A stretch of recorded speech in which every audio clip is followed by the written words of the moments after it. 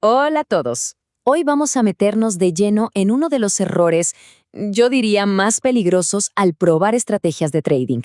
Uno que, créanme, puede hacer que una ganancia que parecía segura se esfume y se convierta en una pérdida bien real. A ver, pensemos en esta pregunta desde ya, desde el vamos, porque esa búsqueda, esa obsesión por encontrar el reporte histórico impecable, bueno, podría ser lo que nos está llevando directo al abismo. Bien, hablemos de esto, el mito del backtest perfecto. Miren, todo trader algorítmico, y seguro que muchos se identificarán, anda buscando el santo grial, ¿no? Esa curva de ganancias que solo sabe subir y subir, una línea preciosa, perfecta, que básicamente nos grita riqueza futura. Sí, justo eso, ese informe de rendimiento impecable del pasado. Ese, digamos, backtest único y hermoso es la meta, es lo que mueve casi todo el desarrollo de estrategias. Pero, y aquí viene el gran pero, vamos a ver que está construido sobre unos cimientos, la verdad, bastante flojos. Ok, entremos en materia. Hablemos de por qué los backtests pueden mentir. Y para eso vamos a analizar tres problemas. Problemas fundamentales que muchas veces pasamos por alto con las métricas de siempre. El primer problema es la redundancia. A ver, tenemos métricas como el ratio de Sharpe, el factor de beneficio, el ratio de Kalmar. Suena muy profesional, ¿verdad? Pero la realidad es que están súper correlacionadas. Todas, en el fondo, miden lo mismo, beneficio contra riesgo. Así que usar todo este arsenal de métricas no nos da más información. Es literalmente como hacer la misma pregunta 5 veces con distintas palabras. Si una te da bien, es casi un hecho que las demás también lo harán. Luego, el segundo problema, la incapacidad predictiva. Y ojo con esto porque es tremendo. Hay estudios de miles de estrategias que demuestran que hay cero correlación entre una buena métrica en el backtest y cómo le va a ir en el futuro. Este es el golpe de gracia. Un puntaje espectacular en el pasado simplemente no predice para nada que la estrategia va a funcionar a futuro. Y al final del día, eso es lo único que importa, ¿no? Y el tercer problema, la incomparabilidad. ¿Qué significa esto? Que las métricas de un backtest mezclan todo.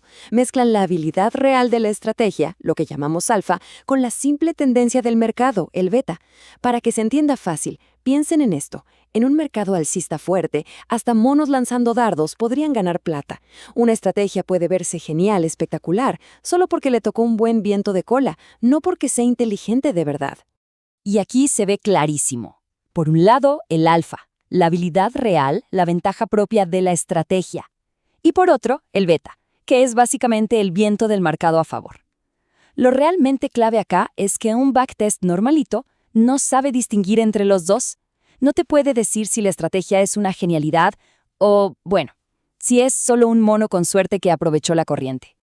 Ok, todo esto que vimos nos lleva a un punto central, al que para muchos es el mayor problema del trading cuantitativo. Se llama la ilusión de una sola historia, o, en términos más técnicos, el famoso sobreajuste, el overfitting. Y para entenderlo, pensemos en esta analogía que es potentísima, el problema del paciente único. Imaginen esto, probar un medicamento nuevo en un solo paciente. Sería una locura, ¿no? Absurdo. Bueno, eso es exactamente lo que hacemos al probar estrategias de trading en una sola historia del mercado. Una, nada más.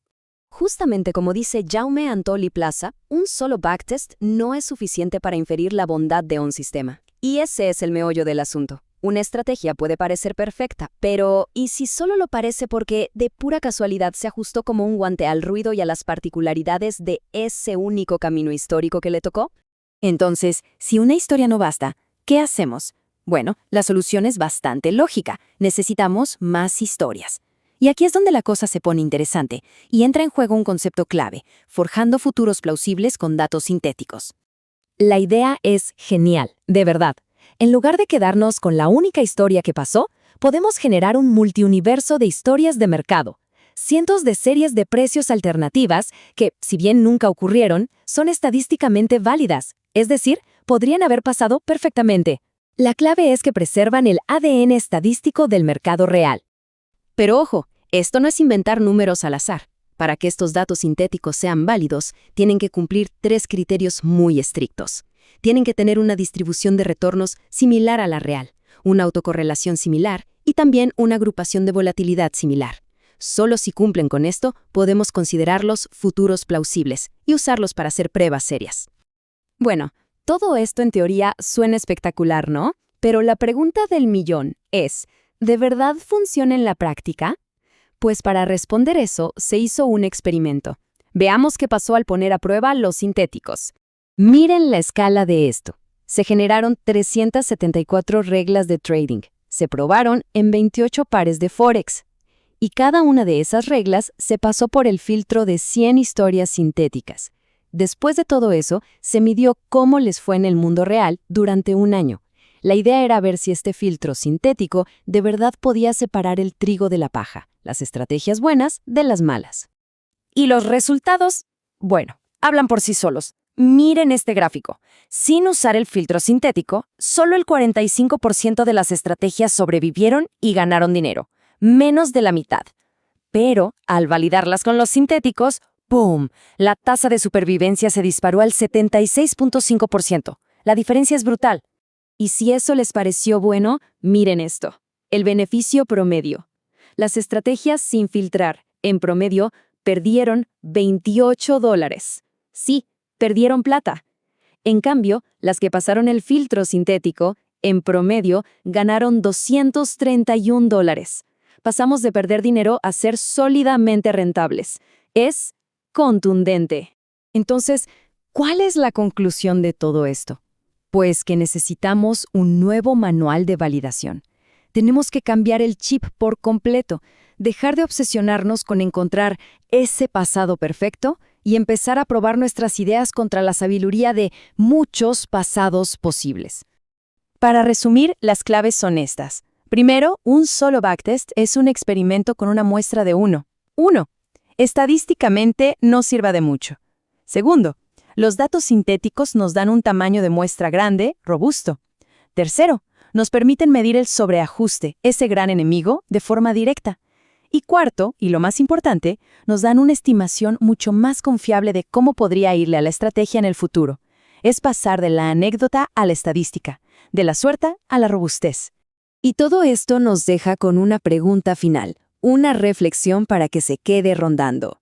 Si una estrategia solo funciona en una única versión de la historia, ¿podemos decir que realmente funcionó alguna vez?